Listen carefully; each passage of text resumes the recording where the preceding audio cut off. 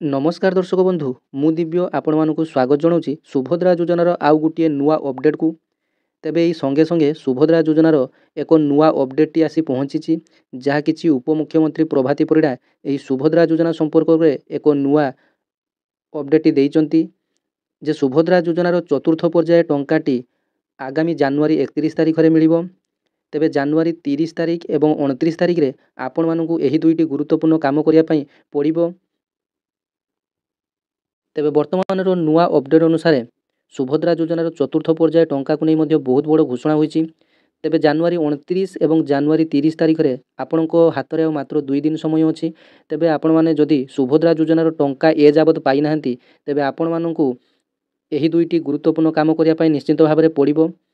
तेबे आपण माने बैंक जाई एनपीसीआई क्लियरेंस टी को करिनेबे एवं आपण मानकर बैंक अकाउंट रे जदि केवाईसी टी नाही तेबे आपण माने निश्चित भाव में यही 2 दिन मध्य करि दियंतु कारण चतुर्थ पर्याय टंकाटी आपण मानकर आसंता जनवरी 31 तारिख में मिलवाक जाउची। तेबे आसंतु सीधा सड़क भाव में शुणी नेबा उपमुख्यमंत्री प्रभाती परिड़ा मुहरु एही सुभद्रा योजनार चतुर्थ पर्याय टंका को नहीं से कौन कहउचंती। नमस्कार। गोटे विशेष सुभद्रा योजना उपरे गोटे सविशेष तथ्य दबा पई मु आपण मानकु डाकिथिली। एक होची आज पर्यंत सुभद्रा रे मोट पंजीकरण हेला 1,07,23,294। आमे मोट सहायता राशि प्रदान कलु 80,29,741 जन को।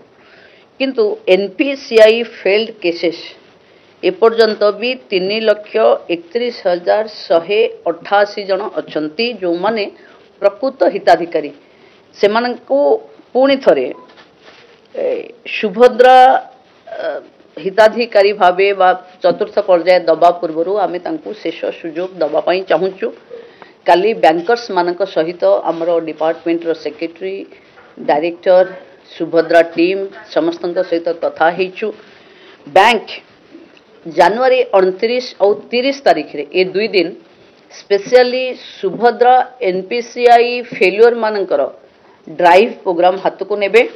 तेणु आसंता कालीठू जमते 29 और 30 रे जो मानक पाखकू बैंक रु फोन बा मेसेज आसीची जो मानकर सुभद्रा एप्लिकेशन रे जो बैंक अकाउंट देइचंती से बैंक को आपण माने विजिट करवा दरकार, बैंक को जीवा दरकार। सुभद्रा पाई से माने स्पेशल अरेंजमेंट करिचंती।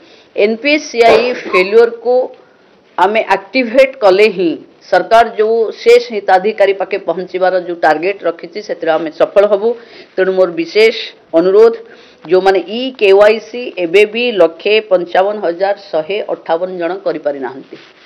तेणु आमे ई केवाईसी करवा दरकार, बायोमेट्रिक करवा दरकार, अकाउंट को आधार लिंक करवा दरकार। और जो एनपीसीआई फेल्योर हेची एटा गोटे स्वतंत्र बैंक को हिताधिकारी माने गले ही करि परिबे।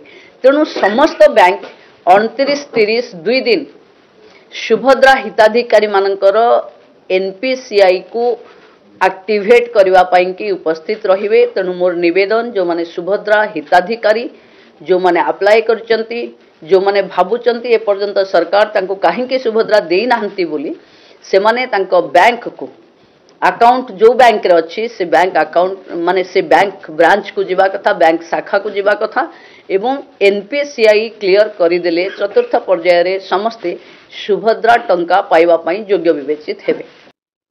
तेबे दर्शक बंधु आपण माने सीधा सड़क भाव में उपमुख्यमंत्री प्रभाती परिड़ांकर कथा शुणुले जे चतुर्थ पर्याय टंका केबे मिलिबो एवं जो मानकर एनपीसीआई क्लियरेंस नहीं कौन करिया पई पड़िबो सब किछि डिटेल्स आपण माने शुणुले।